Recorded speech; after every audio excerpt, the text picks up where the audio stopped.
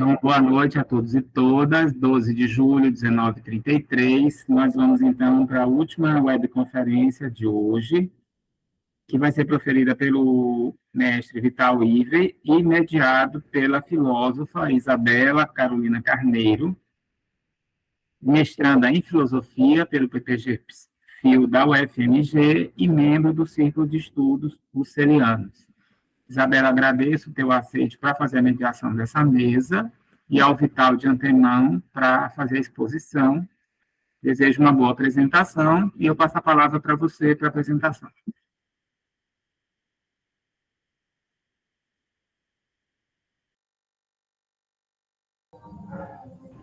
Com você, Isabela.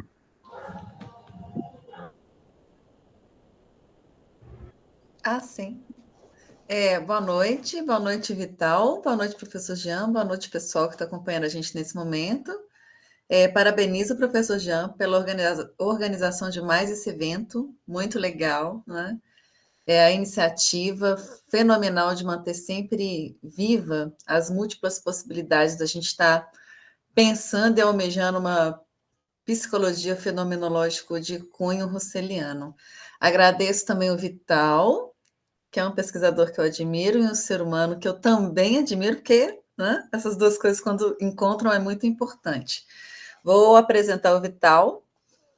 O Vital, ele vai apresentar para nós hoje uma comunicação sobre o título Análise da Origem e Constituição da Consciência Interna do Tempo.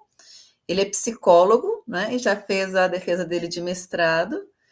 E passo, então, a palavra para o Vital e agradeço ao Vital também, viu, pela oportunidade. Vai ser um prazer te ouvir, Vital. Sucesso. Boa comunicação.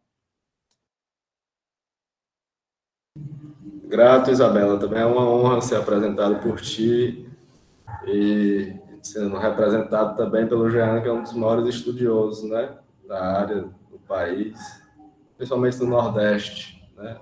Pouca gente se dedicou ao Russell e às obras clássicas dele. Eu queria dizer que é um imenso prazer estar aqui hoje apresentando de uma forma mais fluida essa temática de difícil estudo, e é uma comunicação também que vocês vão ter que prestar atenção, tem muitos conceitos. Eu tentei trazer de uma forma mais simplificada possível, né? Acho que o sinônimo de sofisticação é a simplicidade, né? Embora as nossas complexidades enquanto ser humano. E está trazendo dessa forma que não estou sendo avaliado, fiz um mestrado há pouco tempo, e as pessoas passam por enorme pressão, né, de si próprias, que é a pressão, a exigência mais difícil de lidar, né? Com a dos outros a gente ainda encontra estratégias mais simples, mas as pessoas que são autoexigentes acabam sofrendo um pouco com isso, e hoje eu posso afirmar que falo e estudo isso de uma forma bem à vontade, né? Agradeço por esse tema ter caído na minha vida, é um tema de difícil estudo por parte dos filósofos, talvez o tema mais difícil da filosofia, e coube a mim, né, enquanto psicólogo, fazer um link com a terapêutica envolvida nessa conceitualização, né, de tempo e temporalidade pelo Russell.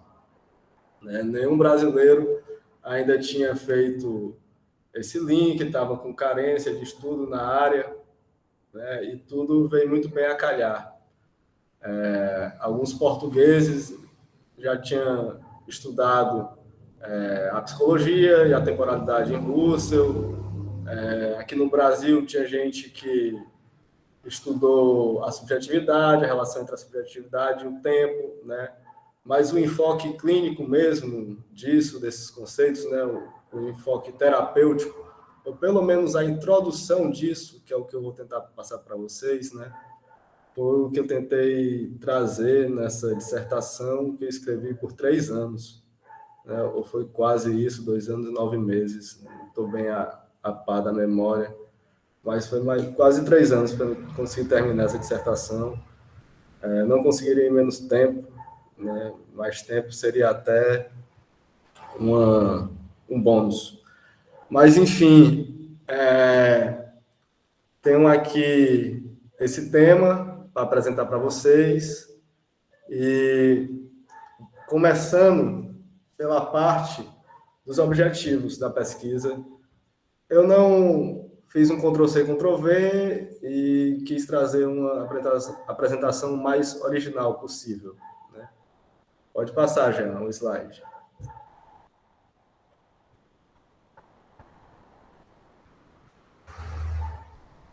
Passa o slide. Pronto. Obrigado. Os conceitos principais. Você não passou 2 slides, Jean? Tem um slide antes. Tem um slide antes desse. Isso. Vital, Oi. está aparecendo para você uma setinha com o número 2. Está aparecendo? Uma setinha. Bem na tela? Não estou vendo. Ou para você ou para a Isabela tem uma seta logo próximo do slide, você mesmo pode passar. Porque eu não estou vendo essa seta, senão Não? aplicaria. Então não está passando para ti. Mas eu botei você como apresentador, porque aí você pode passar também. Eu uso muito pouco esse programa, esse aplicativo. Pronto, eu vou botar bem aqui com o apresentador. Aí deve Pronto, agora sim. Agora apareceu. Pronto. Vai aparecer. Então, os objetivos foram elucidar a constituição do tempo interno e subjetivo, né, que é constituído na própria subjetividade, é o que vai se falar mais adiante. Descrever a origem dessa constituição, né, passa por 3 pontos principais, 3 eixos, que é o tempo, a intenção, que se resume na intencionalidade, e na clínica, né, os pontos de link que eu procurei correlacionar.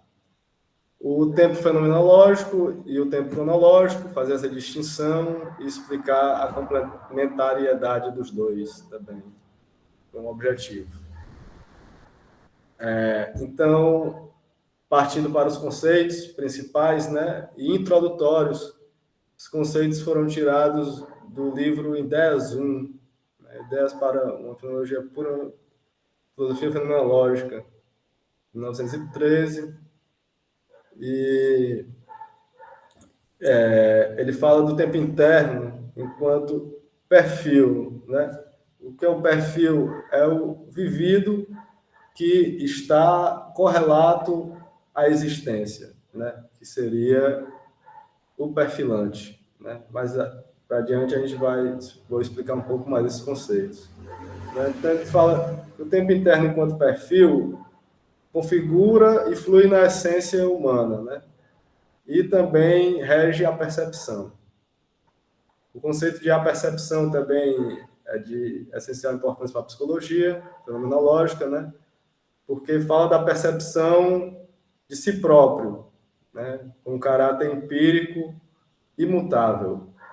Ela é correlata à imanência, né? Que seria a fase eidética, o correlato eidético disso, e capta as nuances do eu puro. Se comprova o tempo no presente, o passado é constatado nas recordações, também chamado de retenções, né, se a gente quiser traduzir no português desse jeito, e o futuro nas proteções. A recordação, né, enquanto a priori, é uma essência idética, falando aqui da recordação primeira, ou retenção primária. Ou seja, a essência idética é até uma redundância, né? Porque também existem as essências objetivas. Depois que a gente se aprofunda um pouco mais no estudo do Russell, a gente vê essa amplitude do conceito de objetividade e também de essência. Essa recordação é composta por retenções, né, que são as memórias, e percepções das essências temporais. Passando. Esse ficou um pouco pequenininho, mas eu acho que dá para vocês lerem. O tempo fenomenológico, enquanto perfil, que eu tinha falado antes, é inerente ao fluxo do vivido e a percepção do agora, do antes e do simultâneo. O tempo cósmico, que é esse cronológico, né, é o mesmo tempo dos astros, né, ou próximo disso, é perfilante, né, porque é a materialização e constituição final do tempo fenomenológico, né, ou seja, aquele que é latente na intersubjetividade. Então, ele não está em oposição ao tempo fenomenológico, mas se perfila perante ele e manifesta, materializa a contagem do tempo e a passagem de tempo propriamente dita. O vivido acontece no fluxo de vividos, único e infinito, interagindo intersubjetivamente com o mundo e com outras consciências.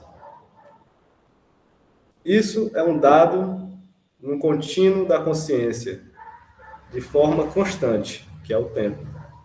Dado intencional, mas para adiante a gente vê também essa conceitualização. Os momentos são referência e constatação da validade numa continuidade, né? É o que os fenomenólogos gostam de chamar de evidência. O contínuo de retenção, né, faz parte da impressão, porque ele vem como a cauda de um cometa, né? Nessa fase limite do contínuo é onde termina a cauda do cometa. Então, o núcleo do cometa sendo a impressão originária e o contínuo sendo formado pelas retenções que se agregam a esse momento fluídico e único, né? Que não dura só por um momento, então por isso que ele tem uma cauda, porque o momento é o núcleo e as retenções são o restante do que lhe agrega. O objeto temporal, né, que tem a intencionalidade própria e é constituído na continuidade da ação empregada. É uma percepção empírica. É constituído da ação empregada na percepção empírica. Melhor. Passando aqui os conceitos, com mais agilidade. A impressão está correlacionada com a retenção, ou seja, uma só pode existir com a outra, uma fala do presente e a outra do passado imediato, né? Então, isso explica as multiplicidades das retenções, que vai dar imediatez ao passado iterativo, né? O passado recordado, ou segunda recordação, retenção secundária. O êxito do tempo é ele mesmo, né? Ou seja, a essência dele não é justificada por nada externo. A temporalidade é o conjunto de todos os objetos temporais intencionados à consciência. Se comprova o tempo nas proteções, ou nas impressões, no presente. E o passado é constatado nas recordações e o futuro nas proteções. É até um pouco repetitivo do outro slide. A consciência é a temporalização do vivido na consciência geral, né? Ou seja, a amplitude dessa consciência temporal da consciência é quando a gente chega nos conceitos de temporalidade. O fluxo do vivido, que é o nexo que encadeia todas as essências pertencentes à unidade da consciência, né, que é a subjetividade, e a apreensão enquanto destacamento desse fundo experiencial. A partir do processo de atenção dirigida, se chega a apreender algo, né? Isso é destacar, dar-se conta plenamente de algo. Os dados fenomenológicos são os fenômenos puros e o fluxo é o modo pelo qual a consciência se define no tempo. Ela é fluida per si, né? Essencialmente falando. Temos aqui também os conceitos de cogitatio e cogitatum, né? Enquanto cogitatio seria esse vivido da consciência, né? Ou o percebido, a cogitatum seria o ato de perceber, ou pelo contrário, desculpa, cogitatio o ato de perceber e o cogitatum percebido, a extensão desse vivido. São palavras em latim. A objetividade individual é a constituição da consciência subjetiva do tempo. A composição real dos vividos intencionais concretos é o que se chama percepção da coisa. As sensações estão relacionadas à apreensão no momento em que expõem uma qualidade de coisa, né, ou aquilo que ela revela ser, aquilo que ela se desvela. O fluxo de vividos é o modo pelo qual a consciência se define no tempo, isso já foi falado, e a psicologia fenomenológica colabora com o caráter tético da clínica psicológica. Tético aqui é no sentido de existência da ciência em si, né? A psicologia fenomenológica, enquanto ciência primeira dos modos eidéticos de funcionamento da psique, constata a existência também da subjetividade empírica, que é o objeto de estudo da psicologia. Também. A análise da temporalidade está no cogito transcendental, que a gente pode traduzir pelo eu transcendental. Fiz questão de deixar a palavra cogito, porque isso vem da tradição cartesiana, né? E o Russell, enquanto neocartesiano, tentou atualizar o conhecimento desse filósofo muito criticado e pouco compreendido também nos dias de hoje. Então, a gente pode suspender temporariamente o conceito de tempo cronológico, diferenciando do tempo fenomenológico. Assim procede a análise. Essa suspensão possibilita que se enxergue as contribuições do estudo para a psicologia clínica, né? Os que consideram fenomenologicamente um método de trabalhar com a clínica. Pôr o mundo entre parênteses para acessar imediatamente a essência do fenômeno, sem se distrair com fractais difusos, que compõem e constituem o fundo e a abrangência do fenômeno, focando a atenção no núcleo do que se apresenta por meio de uma efetiva consciência de espaço e tempo. É possível elaborar uma pesquisa fenomenológica nas diversas áreas de atuação da psicologia e das ciências humanas.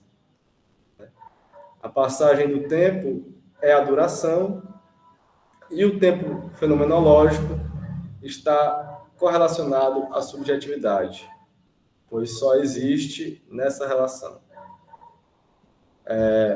Os três níveis essenciais da temporalidade, né, dizem respeito às coisas experienciadas no tempo cronológico, o tempo objetivo, é o primeiro nível, aos fenômenos que constituem as unidades imanentes, esse é o segundo nível, e, no terceiro, o fluxo absoluto da consciência, ou consciência absoluta.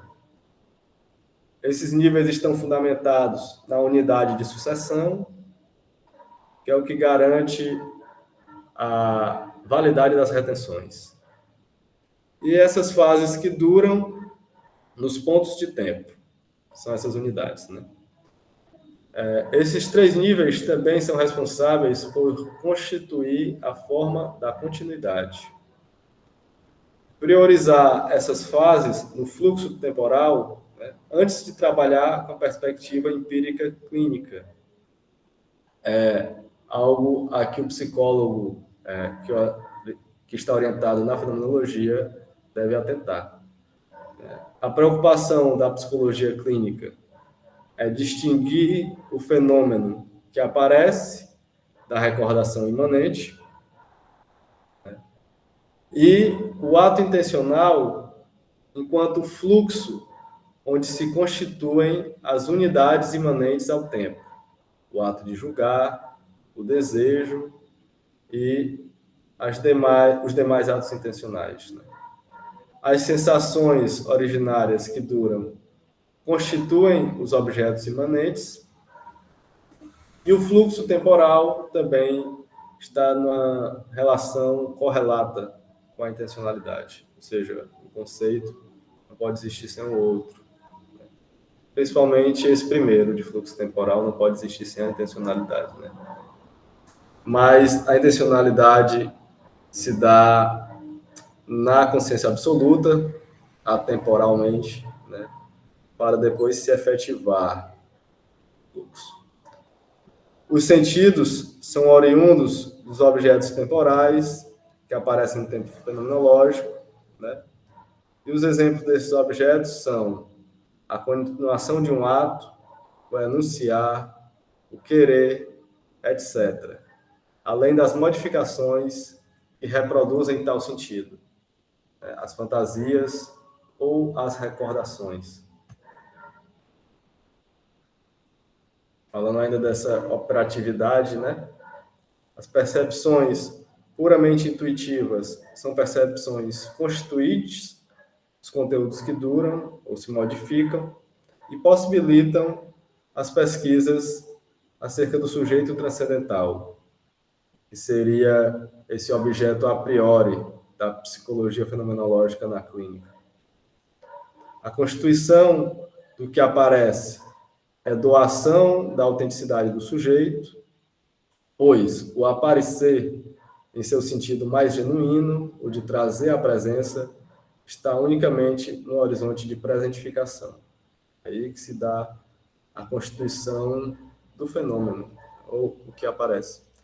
A autoconstituição temporal do sujeito comanda como fonte primitiva todos os estratos ulteriores da temporalidade.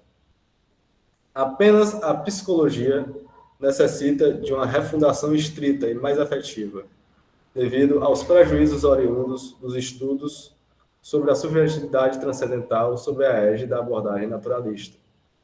Isso é uma citação do Alves, né, que é um português, mas ele está citando diretamente o Russell, quando ele fala isso. Então, ele não está criticando a forma dos pesquisadores empíricos, né, de pesquisar a subjetividade, mas sim os prejuízos que foram ocasionados quando esses positivistas tentaram alcançar o sujeito transcendental com uma epistemologia empírica, objetiva. A duração da fala do cliente constitui o elo formal entre os conteúdos vivenciados e o significado do que é dito. E o psicólogo, estando a par dos elementos que opera, né, essa duração de fala, acompanha o ritmo da temporalidade, que norteia a linguagem do cliente. Ritmo é um indicativo não verbal essencial, que merece o enfoque do psicoterapeuta, tornando possível uma avaliação das condições psicológicas do cliente. Outros indicativos são a velocidade da fala, o vigor, a velocidade dos movimentos, os conteúdos propriamente ditos, a cadência, a extensão da fala e o afeto, que é manifesto nas palavras e nos gestos. A atitude personalista ou fenomenológica é algo que o psicólogo deve se atentar, pois, através da terapêutica empreendida, nesse intuito de reduzir fenomenologicamente o caso do cliente, né, focando na pessoa, é importante que o psicólogo, tendo essa atitude mais essencial, a priorística, possa ajudar o cliente a alcançar níveis saudáveis de vivido, né? E eles chamam essa atitude fenomenológica, né, o essencial perante a vida, de personalista, ou a atitude de uma pessoa que busca se planificar. A fala se orienta pela própria experiência do sujeito, contando e expressando suas vivências, buscando uma formulação de sentido do assunto. O tempo objetivo se constitui por meio da correlação global, com os atos da consciência em que o tempo intuitivamente aparece. Racionalizações de cunho naturalista é importante que sejam postas fora de circuito ou suspensas quando comparecerem na mentalidade do clínico, para o aproveitamento máximo do tempo efetivo, objetivo cronológico. A fenomenologia, né, está correlacionada à psicologia, quando o assunto é consciência, né, e essa psicologia tem a tarefa de uma arqueologia fenomenológica, né, e também antropológica. Por meio dessas pesquisas, também culturais, né, e experimentos e práticas que se chegarão a uma psicologia eminentemente fenomenológica na área da clínica, ao menos. Mas importante salientar que se é evidenciado que as pesquisas fenomenológicas podem ser feitas em qualquer área, psicologia, né, enquanto filosofia de base. Há uma necessidade do estudos empíricos da escuta e da temporalidade, né, abrindo possibilidades para estudo do método em sua essência e na atitude personalista do psicólogo.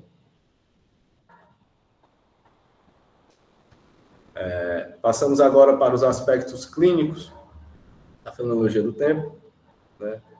Esses aspectos clínicos são importantes para aprofundar a dimensão afetiva e racional por meio da consciência pré-reflexiva, que, sedimentada por retenções, expectativas e desejos, se constitui enquanto consciência temporal histórica. Ser capaz de descrever fenomenologicamente os níveis dos conteúdos experienciados, né, é uma habilidade importante que o psicólogo trabalhe ou elabore seu processo de estudo, né, e o processo de tornar-se ou vir a ser, que é elaborado pelo psicólogo enquanto constituição do tempo e que também se constitui na temporalidade, considerando a pessoa como centro de um mundo físico que a circunda, uma vez que o sujeito monádico e o ambiente externo se correlacionam em uma condição de interdependência. A intersubjetividade, estando diretamente relacionada com a constituição temporal, alude também à constituição do mundo e o dar-se conta do eu integral. Se dar-se conta pode ser traduzido também por awareness, para quem está familiarizado com Fritz Perls. A retenção e proteção são atividades passivas que ocorrem em uma ação intencional. Ainda sobre esses aspectos, reconhecendo a coisa mesma, ou a essência do fenômeno, se pode identificar o fio que conduz o acontecer consciencial. A intuição se dá numa dimensão pré-reflexiva, anterior à percepção, inclusive fornecendo as condições para o desencadeamento do estágio perceptivo. Então, existem os 3 níveis temporais, né? Basicamente, a retenção, a proteção e o presente, que também é chamado de impressão primordial. E, estando o eu experiencial diretamente ligado à identidade, haja em ambos o eu experiencial que é anterior e o eu identitário em relação de codependência, sendo objeto do processo psicoterapêutico enquanto tematizações reflexivas apropriadas para análise do eu real, que é o momentâneo, e suas pretensões para alcançar um ideal, em contrapartida à percepção de si. Aqui tem pretensões, mas poderia ser pretensões também. Válido nas duas formas de linguagem. Quanto a uma possibilidade de uma clínica psicológica pura, né, e sua relação com o fluxo temporal, temos a síntese, enquanto oriunda da relação entre o sujeito e o mundo, né, que determina o sentido do sujeito. E também compreende a forma original da consciência, de modo que estabelece originariamente a relação subjetividade, mundo, temporalidade. A síntese original de unificação temporal, né, é aquela onde se percebe a unidade do contínuo temporal. Isso, falando das sínteses passivas, né, daí ele deriva esses outros conceitos, da síntese entre sujeito e mundo e da síntese original de unificação temporal, né? Essa síntese passiva seria, né, uma síntese do corpo humano em si, na forma onde ele se mostra representativamente, né? Então, uma visão geral do que seria essa síntese, né? Um caminho anterior à percepção, né, onde nós reunimos esses elementos, né, psíquicos sem nos darmos conta de que a gente está fazendo. Por isso, pré-reflexivo. Isso basta para que se reconheça a complexidade do ser humano em função de manter-se presente e ligado à vida. A definição da síntese passiva. Todas as sínteses unificadoras se manifestam referencialmente à forma fundamental da síntese universal, que é a consciência imanente do tempo. A intencionalidade é um mecanismo que, a rigor, doa unidade e identidade ao objeto temporal, o qual é recordado iterativamente, por meio da recordação secundária. Toda vez que for falado em iteratividade, iterativamente, ele está falando da recordação secundária, né, ou a rememoração. Recordar iterativamente, a fim de verificar o que foi antes percebido, recuperando, assim, algo de sua essência original. A abertura à experiência elementar ou vivencial corresponde às disposições do sujeito para experienciar seu modo de ser autêntico, constituindo assim seu jeito de ser no mundo a partir do lugar de eu absoluto, que é o eu comunitário. Única instância onde se constituem os modos de ser do ego transcendental, que se configura de modo absolutamente fluídico. Falando ainda dessas possibilidades, pela recordação, se pode empreender uma retomada de si, e pela proteção, o sujeito se projeta no mundo, de maneira plena, num constante processo de sedimentação de seus atos intencionais, sejam afetivos ou intelectuais. Toda pesquisa fenomenológica em psicologia deve considerar primeiramente a interação entre a experiência temporal subjetiva do self e o meio que o circunda. Esse self, para ser entendido não no sentido psicanalítico, né, de psicologia do self, mas no sentido do PEUS, né, de funcionamento saudável do aparelho psíquico. A manifestação da subjetividade estrita se dá pela possibilidade da consciência interna do tempo em construir novas experiências que identificam o self no fluxo de vividos. Todo o estudo da gênese das essências do sujeito está alicerçado na doação do sentido de caráter estritamente temporal. O processo de autogênese da subjetividade, que é o fluxo infinito, é o mesmo onde se origina a temporalidade. Aí a correlação entre os dois temas. Há 3 maneiras que o Russell utiliza de apresentar a temporalidade, né?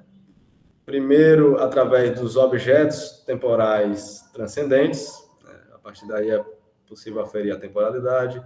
A partir dos atos intencionais, constitutivos da experiência, e a partir da experiência intencional, de unificação do ato.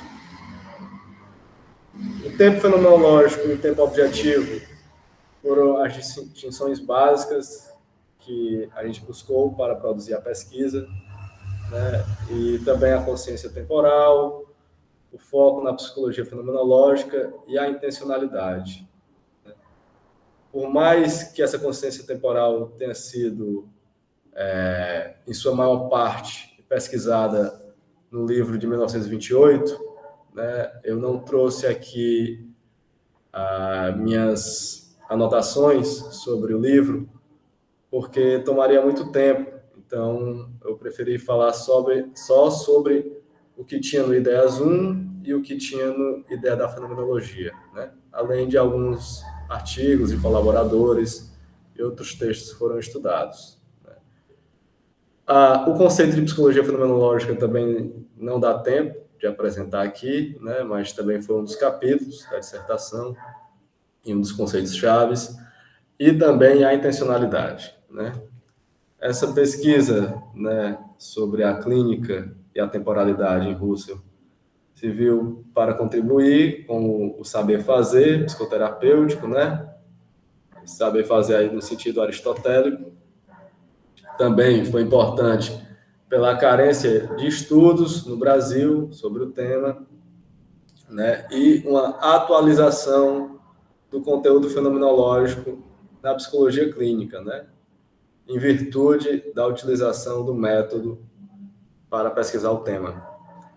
Relacionar a prática empírica à subjetividade eidética por meio do elo espaço-temporal de ambas as dimensões e a captação das vivências alheias, que está no núcleo da análise fenomenológica em psicopatologia, sendo necessário descrever, delimitar, distinguir, precisar e apresentar com o maior rigor possível e da maneira mais clara os fenômenos que se passam na experiência do cliente.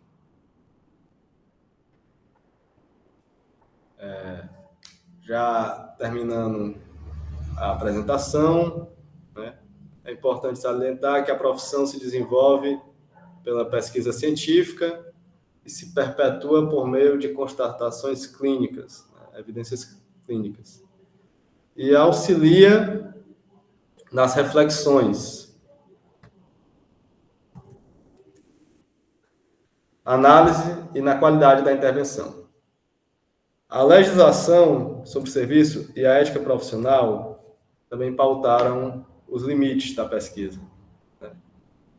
A praxis, enquanto correlacionada ao vivido, também foi considerada, né, para todo o andamento da pesquisa. Porque, por meio dessa redução, né, dessa suspensão fenomenológica, se faz possível adentrar no horizonte intencional do sujeito, né, através dos seus valores, afetos e dos sentidos, né. A psicologia clínica se modula no tempo e toma forma de ciência do vivido. O vivido é a temporalidade que o sujeito percebe. Então, é o tempo subjetivado, melhor dizer.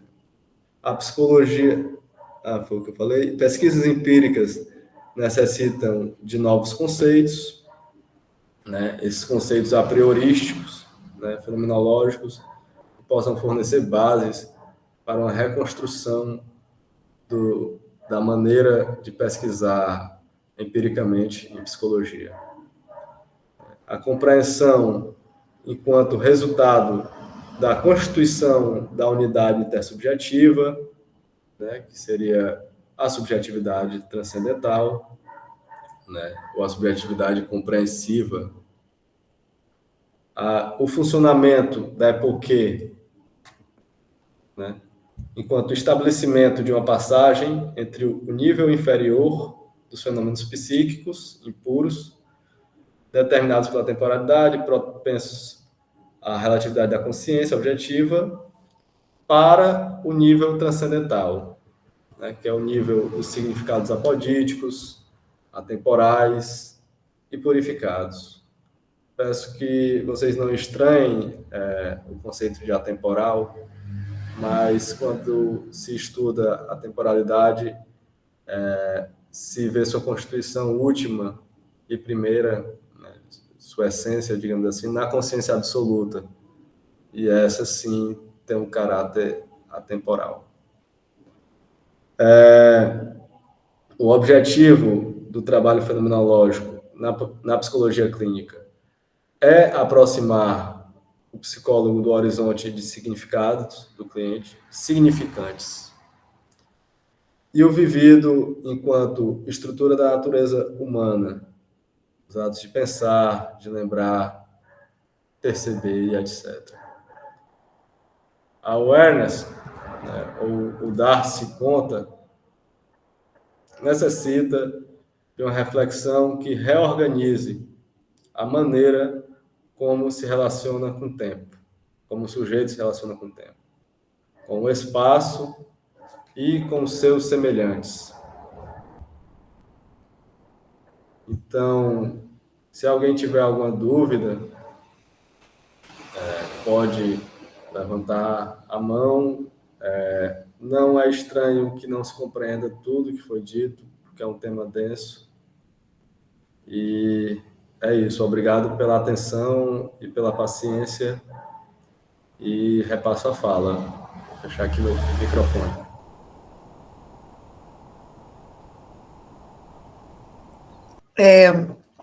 Excelente comunicação, Vital, parabéns. Eu já vou começar pelo fim. Gostei muito quando você cita o estagirita Aristóteles, quando você afirma que você tem, né, esse compromisso com o lado prático, ou seja, com o chão da clínica mesmo, igual eu tenho compromisso com o chão da escola. Eu acho que isso é fundamental, né? Aristóteles dava um nome para isso, que é a sabedoria prática, a frônesis aristotélica. Esse é o empenho no qual eu acredito que você foi muito bem orientado pelo professor Dr. Jean Marlos.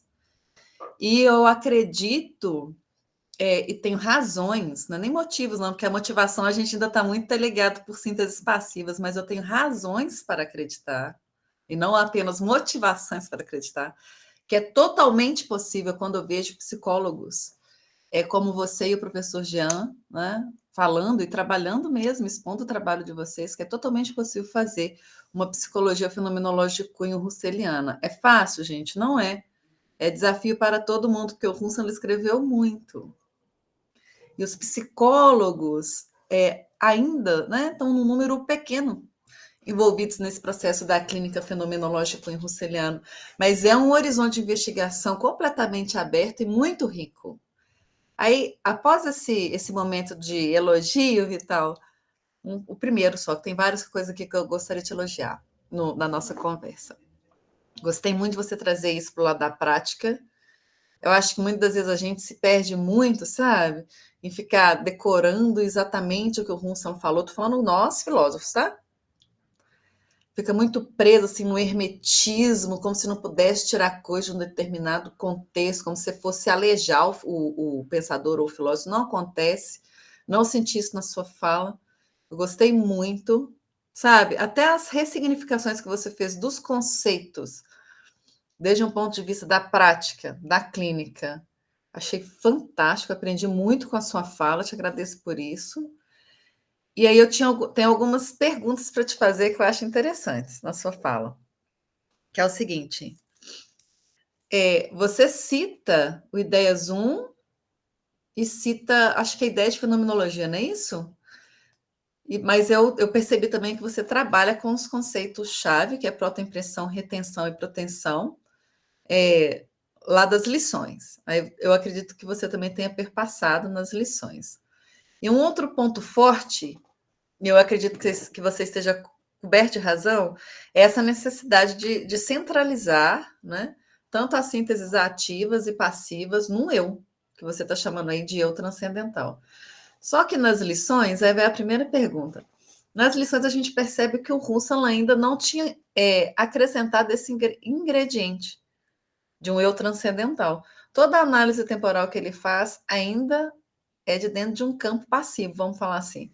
Ali ele está analisando muito fortemente o fluxo constitutivo do tempo, que é atemporal, um Zeitlich. E voltando a isso, né, esse caráter intrínseco, como se fosse literalmente uma amálgama entre o fluxo absoluto e as fases desse fluxo que você explicou muito bem: protoimpressão, retenção, recordação e protenção.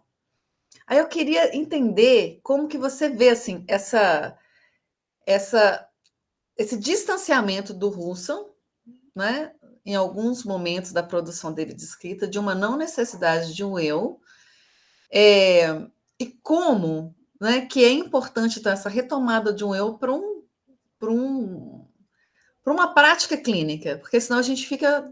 Eu fico imaginando como conversar com o cliente, que eu também estou terapiando, sem levar isso para um ponto de vista de uma necessidade de um ego, seja ele transcendental ou não. Se você sentiu essa diferença, e eu gostaria de te ouvir falando, então, dessa importância do eu, para fazer as análises temporais.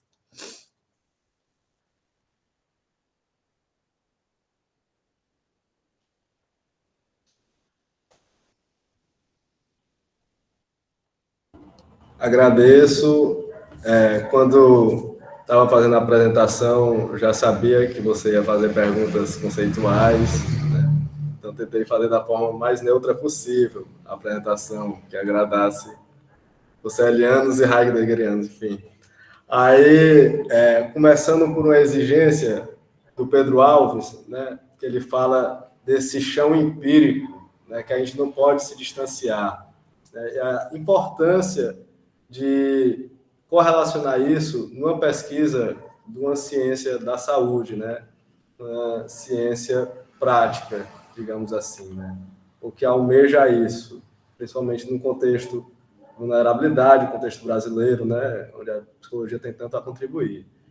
Então, ele fez essa exigência e, por isso mesmo, no capítulo eu titulei Operatividade do Tempo Subjetivo e Objetivo, né, na escuta de orientação fenomenológica, para que eu introduzisse a passagem de um para o outro, né, e distinguisse ambos, mas trazendo a importância também dos dois tipos de tempo, principalmente para o estudo dessa ciência, né, da psicologia. O eu transcendental, enquanto um objetivo de alcance, por mais que eu não tenha lido neles, mas os colaboradores, eles salientam muito, Isabela e demais colegas que estão assistindo, sobre a necessidade da gente começar a falar nesses conceitos filosóficos avançados em psicologia, sabe? Porque a gente vai ficar na fase idético-empírica, aí vamos passar para o idético puro, a gente vai chegar na consciência absoluta quando, sabe? Vamos relegar isso só para os filósofos mesmo? Entende? Então, a perspectiva do eu transcendental sempre é uma perspectiva de alcance, né? Dessa atitude personalista que se torne um psicólogo fenomenológico, né? No sentido mais essencial da palavra, e que isso possa ajudar o cliente a se reorganizar também dessa forma no mundo, né? Enquanto consciência atuante e satisfatória de si mesmo, né? E do que vivencia. Amálgama, achei muito bom, é boa essa palavra, no fluxo, né? E nas fases, reação em cadeia, né? Puxando para o dialeto do senso comum, né? Então, como esse fluxo encadeia, né, as fases e identifica-as, né? Como aquela fase pode ser de 1 hora, pode ser de 10 minutos, independente da quantidade de tempo que for, ela só precisa que tenha uma duração. Tendo essa duração, o fluxo já se constitui, né? A partir dessas fases, né? A fase se constitui no fluxo. E isso traz uma identidade para o momento, né? Isso está muito presente na hermenêutica da coisa. A partir da identificação dos momentos, eu posso comunicar para um outro, né, o que aquele momento significou para mim, o que aquele momento significou para o coletivo, né? E para uma era, às vezes tem momentos que mudam eras, né? Enquanto aquela manifestação na Praça Vermelha, né? Teve vários momentos históricos, né? Acaba tendo até esse adjetivo. Enquanto a importância do eu para as análises, né? Enquanto surgimento da temporalidade efetiva. Por mais que o eu não seja a consciência absoluta, mas ele vive intersubjetivamente onde essa consciência absoluta se dá. Então, se essa consciência direciona para um modo saudável de existir, então, creio que essas análises, né, devem ser feitas em todos os níveis, né? E a temporalidade, enquanto testemunha da mudança do sujeito, né? Ou do rio que corre, como fazia as analogias os filósofos orientais. Eu acho que respondi um pouco. Respondeu muito bem. Gostei da sua resposta. Eu queria fazer outro comentário, que é o seguinte, Vital. Depois das lições, um outro grande texto do Hunson, que foi publicado só em 2001, se não estou enganada aqui, são os manuscritos de Berno, sabe? Até andei conversando sobre isso com o professor Jean, já tem pouco tempo. O Hunson afirma no manuscrito de Berno algo que você já citou na sua fala, já está presente desde as lições, e eu vejo, mesmo não tendo formação nenhuma em psicologia, eu vejo um teor muito aplicável à clínica de dentro da sua fala, sabe? Quando o Hunson afirma que só ser agora é ser efetivo. Isso está na página 41 da edição alemã dos manuscritos de Berno. E isso é fantástico, não é? E aí, assim, eu como leiga, enquanto completamente senso comum, quando eu li isso pela primeira vez, eu vi uma soberania do presente muito grande, sabe? Eu vejo assim, porque essa palavra para o Hunson, a efetividade para o Hunson, é um termo muito importante, né? Que é o Wirklichkeit. É um termo que, quando o Hunson usa, é aquele ápice da argumentação, entende? Ele não joga isso em qualquer cenário. Então, assim, esse ser agora, ainda acompanhado com esse termo, né? Só ser agora é ser efetivo. Eu começo a ver uma proeminência muito grande do agora. Gostaria que você fizesse uma leitura sobre isso para nós, né? Desde uma perspectiva fenomenológica, né? Dentro de uma psicologia fenomenológica, eu acho importante. E assim, eu como leigo, eu queria assim ser atrevida ao ponto de, juntamente a isso, essa soberania do agora, te perguntar se, enquanto especialista, psicólogo e fenomenólogo também, se você vê de algum modo assim quando um cliente chega com distúrbio, vou chamar de distúrbio porque eu sou senso comum, tá, Vital? Desculpa se eu pela ignorância, assim. Um distúrbio de ansiedade ou um quadro de depressão. Se você vê desde uma perspectiva fenomenológica que isso pode ter um fator temporal. Porque eu, enquanto leiga, eu acho que tem muito a ver, sabe? Ansiedade e depressão como essa falta mesmo de ancoramento do sujeito, do indivíduo, no momento agora.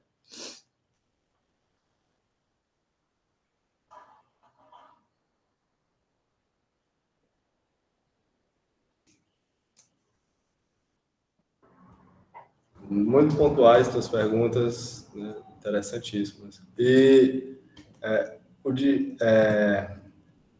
a questão do primordial, né? É o que gosto para fazer analogia com o que tu chama de afetivo, né? Até porque eu não cheguei nessa obra, tu leu, né? Apesar de talvez ter captado em alguns comentadores, né, esses conceitos. E falou em impressão primordial, em núcleo do cometa, tudo que é nuclear, creio que seja realmente o cerne de investigação da coisa mesma. Queria poderia dizer, né? Então, eu gostei muito desse impressão primordial, né? Não como a gente fala no senso comum, né? No senso comum, uma pessoa impressionada, né? É uma pessoa que não está vivendo na realidade das coisas, né? Ela está com a impressão de que aquilo acontece. O português é muito sagaz nessas horas. Mas a impressão de que ele quer falar, o Russell, é aquela que é imprimida, né? Igual como uma máquina mesmo, né? De Xerox, bem revolução industrial, essa forma de conceitualizar. Porque é fácil para nós captar o que ele está dizendo. É um autor muito autoexplicativo. E a partir dessa impressão, né, todo o resto dos eventos vai se desencadear. Né? Eu não sei se é isso o que o Freud quis chamar de determinismo, né, determinismo psíquico. Então, tem que ter cuidado para falar essas coisas aqui, né, mas enquanto psicólogo, eu acho que eu estou no crédito para falar sobre. Então, os distúrbios, né, é uma palavra que a gente usa para algo que distorce, né, tira do prumo, tira do funcionamento saudável. Né? Então, tudo que tira do seu norte de direção pessoal, do seu tema central e nuclear, seja o que for, né? Seja para o bem, seja para o... Cada pessoa tem seu jeito. É realmente essa impressão primordial, né? E viver nisso está completamente ligado ao funcionamento saudável. Né? Está ligado ao agora, aqui agora. Isso tem muito nos psicólogos que estudaram a fenomenologia, né? Os gestalterapeutas, principalmente, né? Isso é um sermão, né, para eles, do aqui e agora. E não poderia ser de outra forma. E a ansiedade, né, enquanto má elaboração dessa proteção, e a depressão enquanto má elaboração das retenções. Quando aos distúrbios, né, se considera excessivamente o que foi retencionado, ou se considera excessivamente o que não existe, né, o que nunca existiu, que é projetado, é botado para frente, e isso vai causando no indivíduo uma desconexão com sua própria essência, com sua própria alma, porque em vez de estar acompanhando um rio que passa, que é ele mesmo, ele está ligado na memória da água que passou. Então, ou no porvir de onde vai desembocar. E não tem como viver tranquilamente com a preocupação tão grande igual essa, que é a preocupação existencial de saber o que é que vai ser feito de nós, né? Eu acho que é uma preocupação central do ser humano e que as respostas só são encontradas no aqui e agora. Isso eu tenho certeza, até nas questões históricas, porque pelo Zeitgeist ela sempre é feita uma releitura, né, do olhar do tempo, desses fatos e eventos, e o aqui e agora está sempre predominando, tanto a percepção retencional quanto a percepção de expectativa. Entende? Se tu me dá 30 segundos, eu vou procurar aqui uma citação, né? É rapidinho. Me dá os 30 segundos? Sim. Tá.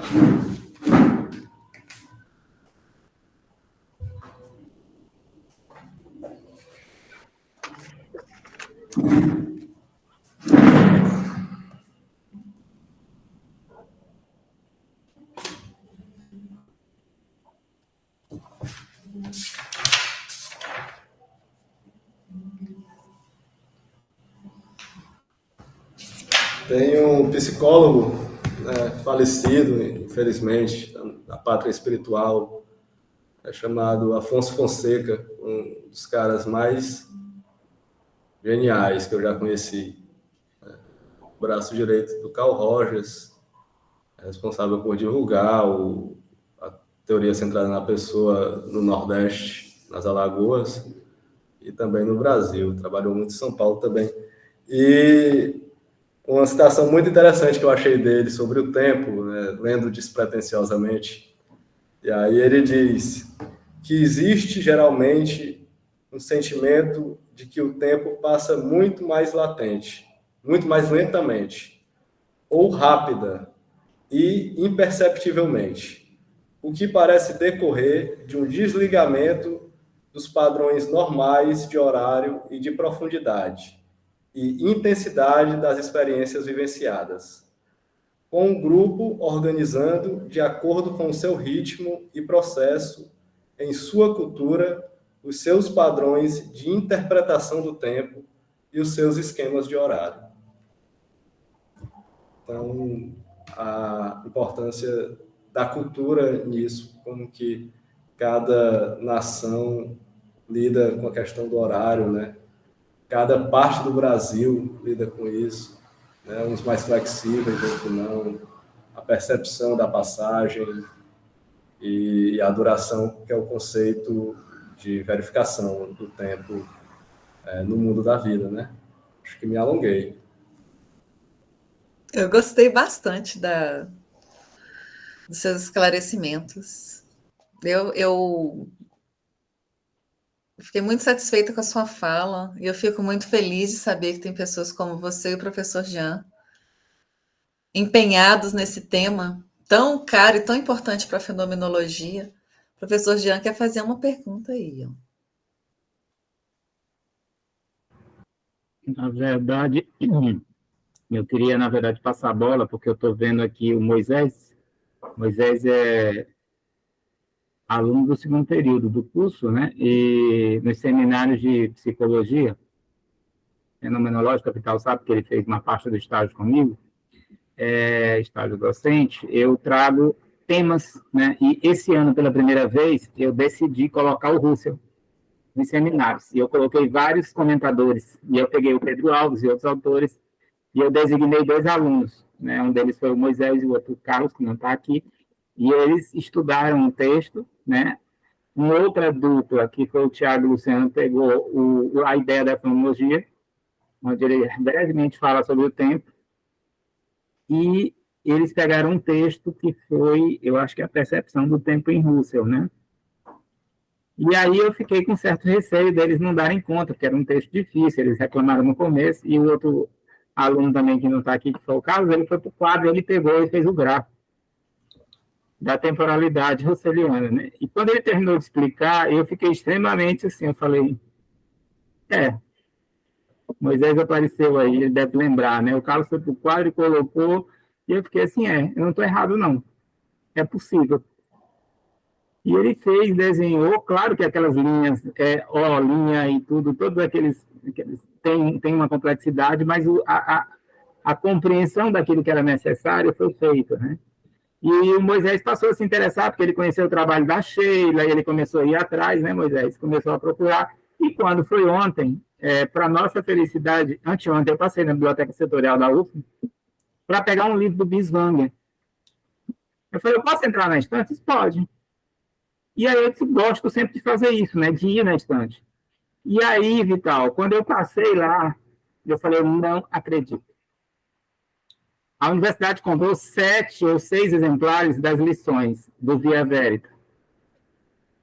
Isso para a história de uma universidade que nunca tinha tido esse material é fantástico. Então, a gente tem 6 exemplares novos na biblioteca para ser utilizado, né? Moisés pegou um deles aí. Então, eu acho que isso é um começo muito interessante, né? Eu estava agora na reunião com outros colegas, aí eles começam assim, nossa, que tema interessante, fiquei curiosa. Consciência interna do tempo, né? E essa é uma colega que vem de uma outra abordagem psicológica. Eles não conhecem que o Russell trabalhou sobre isso.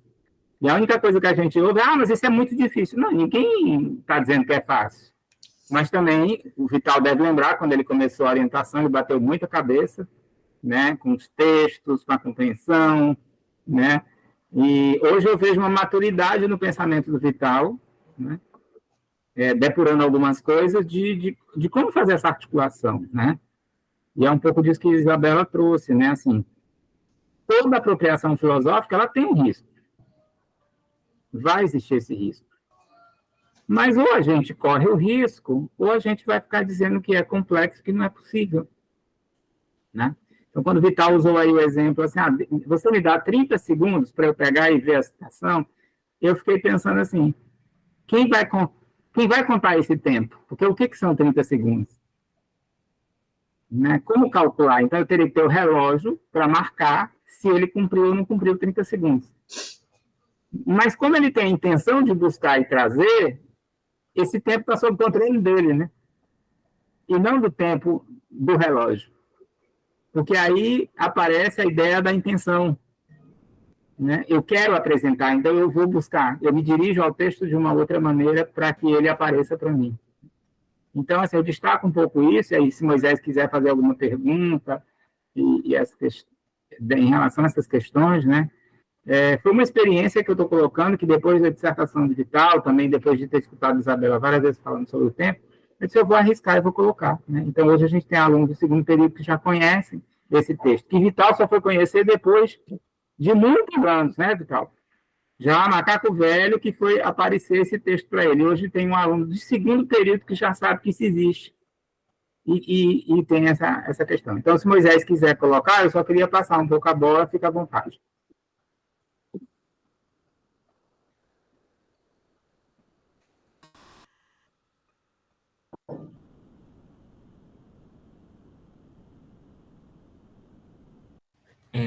Eu queria agradecer a presença do Vital e da Isabela.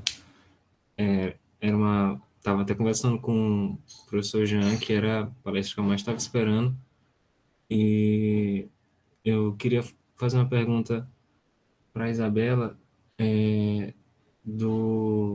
da outra palestra dela, não é nem dessa aqui, da outra palestra dela do Círculo de Estudos Ocelianos, que eu fiquei com uma dúvida. Na verdade, eu fiquei com várias dúvidas, mas teve uma que eu... É porque é minha ignorância mesmo, eu não sei nada. Teve uma situação que eu queria perguntar, que foi uma fala sua que você falou. Eu até salvei aqui. Você disse que você fala sobre duração quando você entrou no tema da origem da temporalidade. Ainda na crítica brentana, você falou que a apreensão da duração requer duração da apreensão. Foi uma frase que eu fiquei com um pouco de dúvida. E se você pudesse esclarecer um pouco ela para mim, só isso mesmo.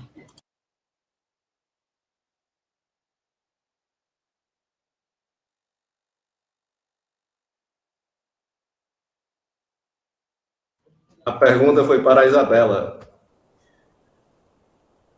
Ok. Moisés, obrigada. Obrigada por estar acompanhando a gente aqui.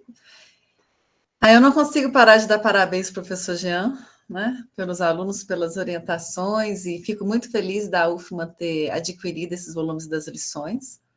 É um texto que eu tive acesso a ele depois de ter formado em filosofia, então vocês estão muito adiantados, parabéns para vocês. Essa questão da duração, Moisés, obrigado por ter me ouvido também.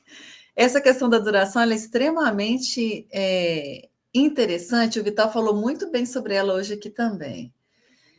O Hunson, para a gente não cair assim numa circularidade argumentativa, porque às vezes a gente fica muito preso em alguns termos, e eu vou tentar aprender com o Vital aqui, tentando falar com as minhas próprias palavras, para dar assim, né, um esclarecimento. Senão eu fico sendo aquela filósofa circular, que não sai de si, né?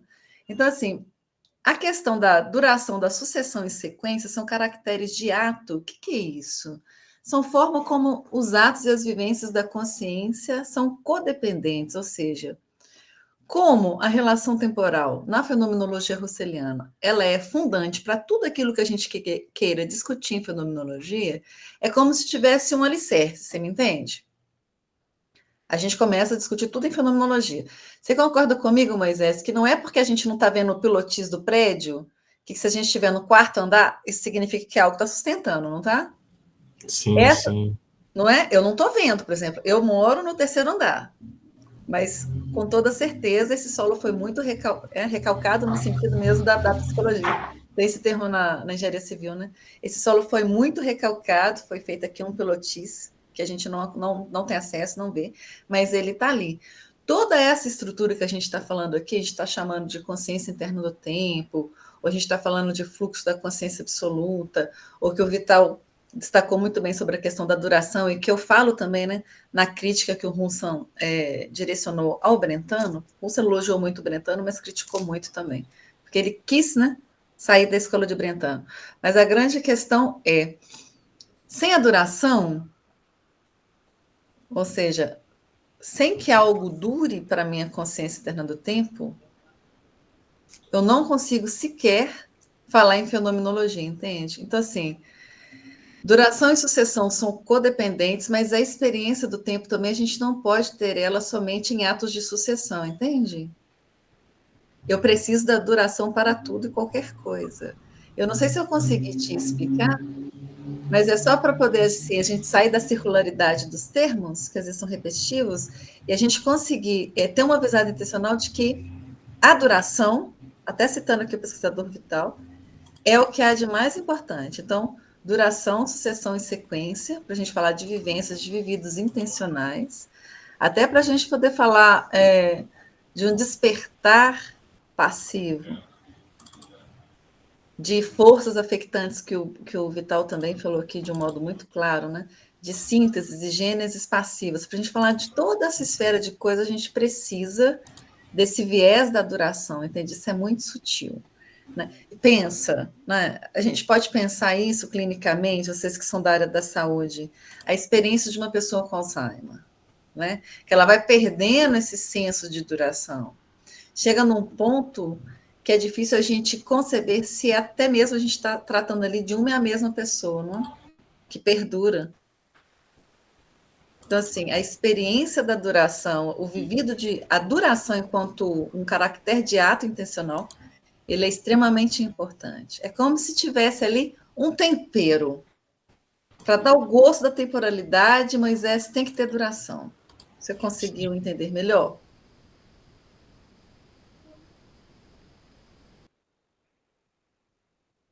Eu não sei se a minha internet travou.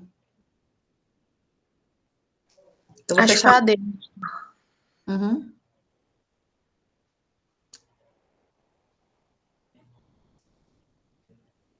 Vital, eu travei para você? Não, para mim tá bom. É o caso da extensão temporal, né, que você estava falando também. Você travou para nós, Moisés? Oi?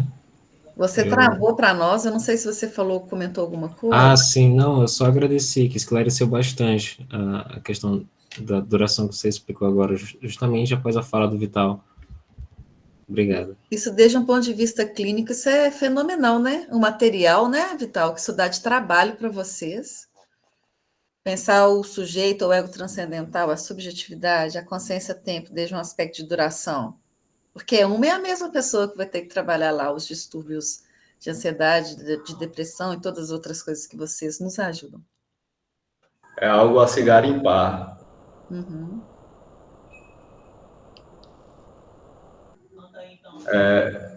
Mas alguém tem alguma pergunta? Porque eu pensei duas coisas em falar antes da palestra e esqueci.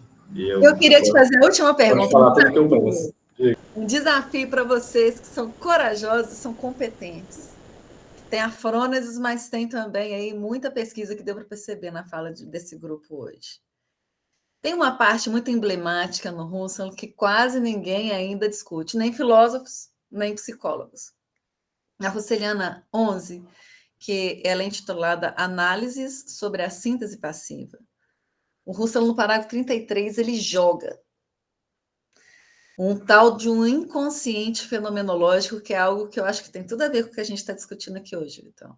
E isso também é material de trabalho para nós, porque quase ninguém comenta desse bendito, desse inconsciente fenomenológico.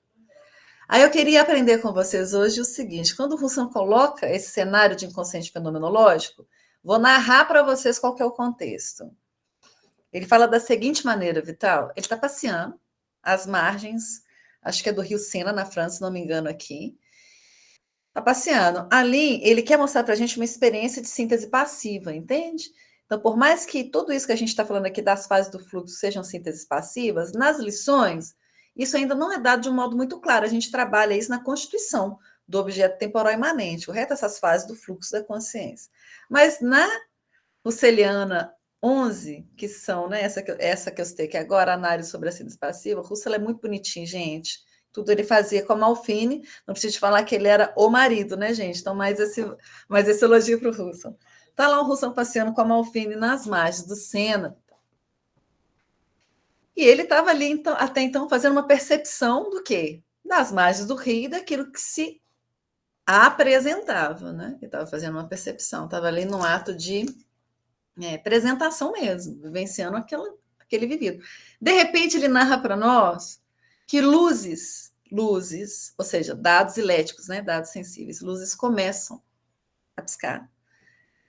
E, assim, simultaneamente do que ele desvia o raio de atenção, que é um outro termo que o Russell usa bastante, usa nas lições e usa muito na Russeliana 11, que é a síntese passiva.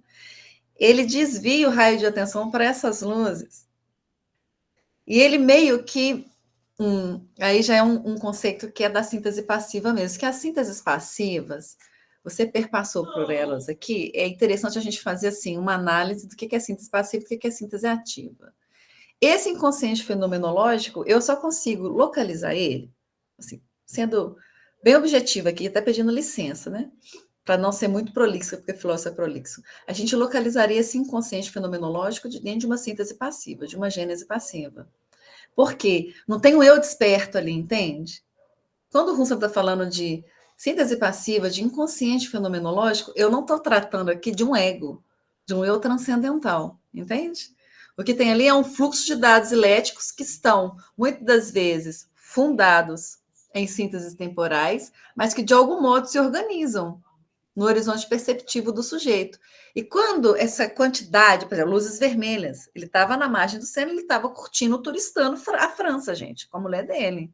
Aí, quando essas luzes começam, no mesmo parágrafo onde o Russell está falando do inconsciente fenomenológico, ele meio que, e deixa em aberto, tá? Isso não é algo conclusivo nesse parágrafo 33 da Russeliana 11, não. Ele fala que é preciso, olha para você ver a analogia que ele faz no mesmo parágrafo, que é preciso fazer brilhar as luzes fenomenológicas nessa noite escura. Entende? Então, veja, olha o parágrafo, gente, olha o peso do parágrafo. Ele está ali de dentro da síntese passiva, ou seja, falando de uma modalidade de gênese, de constituição, que ainda não tem um eu que está direcionando a atenção. Porque isso é fundamental para a síntese, então, ativa, que é o quê? A percepção. Não é? Vamos pensar da seguinte maneira. Quando essas luzes começaram a piscar, ele não estava ali dentro de uma síntese ainda ativa, porque ele estava percebendo o rio. Mas, ao mesmo tempo, nós somos uma unidade, nós somos uma consciência absoluta. Ele amálgama um inconsciente fenomenológico nessa organização associativa dos dados elétricos, todos os nossos sentimentos, sensações estão dentro dessas sínteses associativas que são passivas. Por quê? Isso é fantástico também. Quando a gente come uma comida, eu agora filosofando, quando a gente come uma comida, você fala, nossa, isso aqui me lembrou tal coisa que a minha avó fazia quando eu era criança. Ou quando você faz uma viagem que te marcou muito, Vital. Aí você sente determinado cheiro, determinado aroma, e aquilo te leva imediatamente para um ato de recordação daquilo que você vivenciou num determinado momento da sua vida. Então, assim, eu queria que a gente se atrevesse de ver de que modo, né, assim, não sendo freudiano, porque Russell não tinha esse compromisso com o inconsciente freudiano, igual eu estou falando aqui com vocês, né? Essa questão do inconsciente fenomenológico é um inconsciente muito específico, né? A gente tem que ser tratado desde o ponto de vista fenomenológico russeliano, sem misturar com Freud. Mas, como você falou em síntese passiva e ativa, e esse conceito, né, inconsciente fenomenológico, é muito, muito pouco discutido no Brasil, eu queria, assim, que a gente pensasse nisso juntos. Como que você veria isso sobre uma perspectiva da clínica, né? Se você acha que faz sentido, se esse despertar afetivo, essas sensações, os sentimentos, você falou em afetos também. Desde um ponto de vista fenomenológico do inconsciente, você acha que se isso se aplica, de que modo que a atividade e passividade pode ser conjecturado mesmo, desde uma perspectiva mais prática? Queria te ouvir.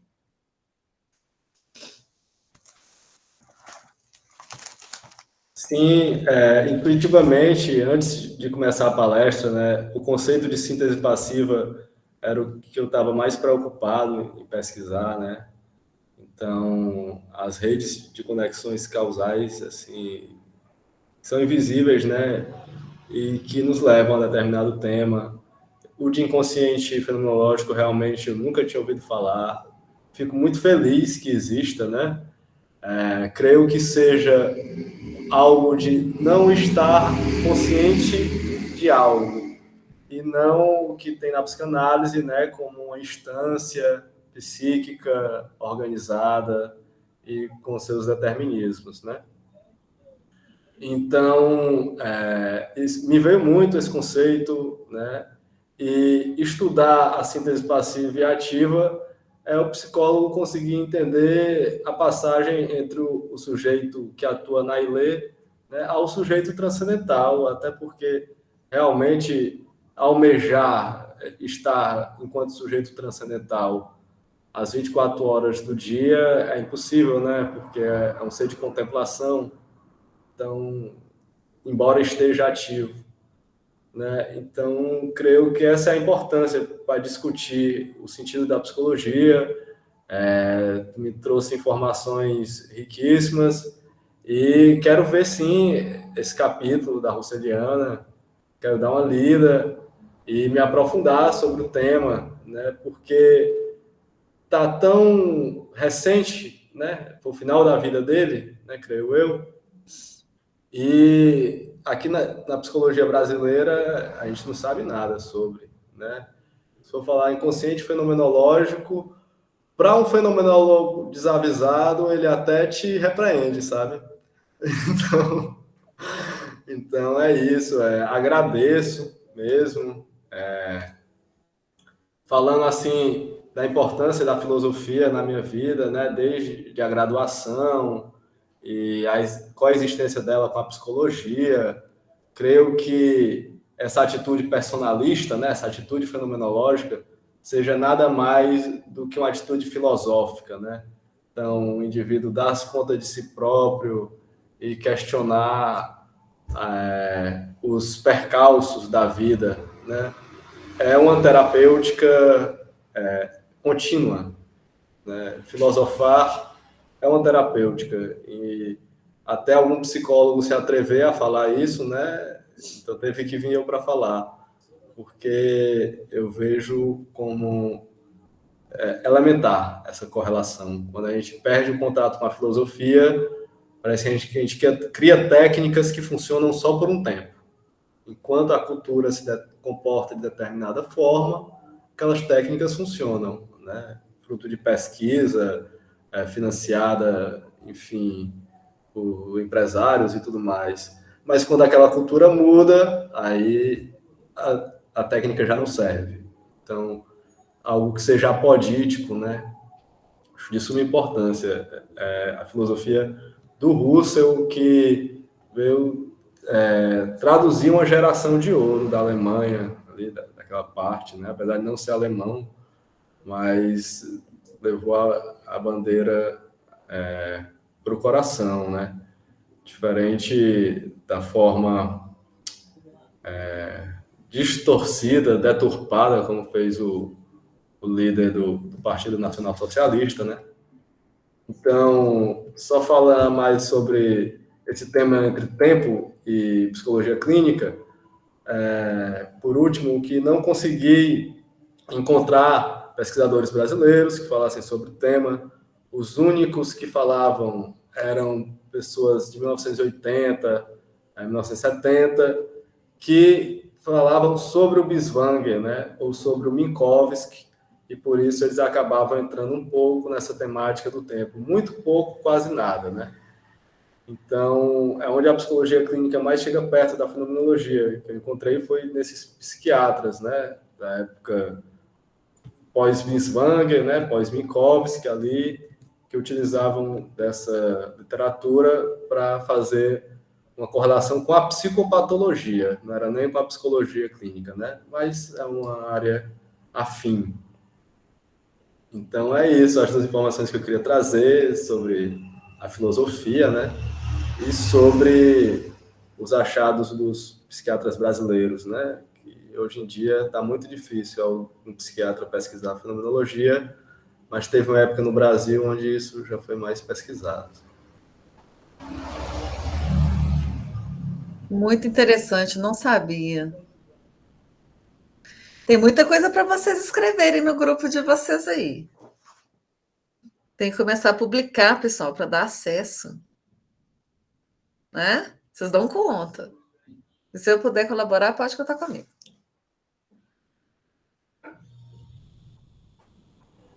Sem dúvida, Isabela, o convite para a conferência foi uma motivação muito grande para voltar.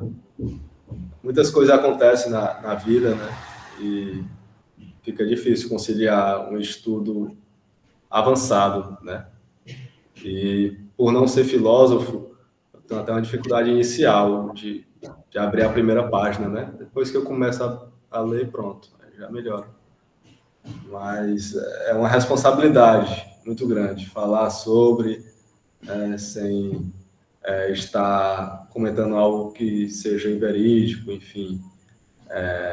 Estudar esse tema é fácil cair no erro e na falha. Então, acho que por isso essa pesquisa me balançou tanto, né? Agradeço pela dica do Jean, por ser mais maduro hoje para pensar sobre e para ter a vitalidade necessária para estudar, porque é igual uma maratona intelectual estudar esse tema. E vou voltar ativa em breve, assim.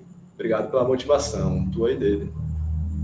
Estão de parabéns. Só para lembrar que o próprio Russell, ele afirma que o tempo é o tema mais difícil da fenomenologia. Então, você pegar isso para fazer num mestrado é pesado.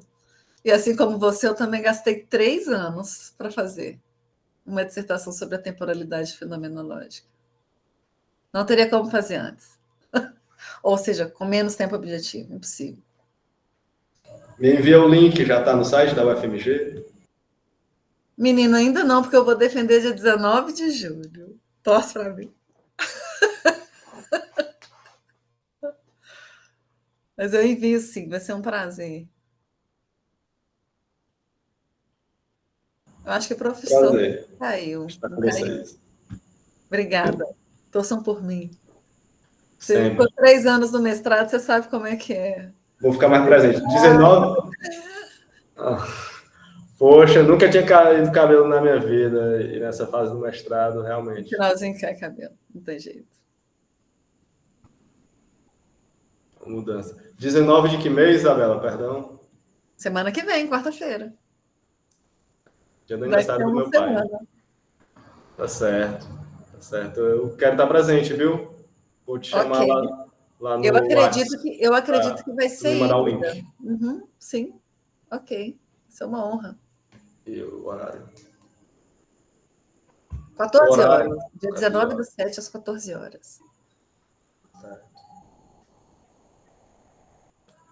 Muito obrigado pela paciência, meu povo, de escutar sobre esses conceitos. E a Isabela pela compreensão e Muito bom. flexibilidade. Muito bom. Parabéns a cada um e cada uma.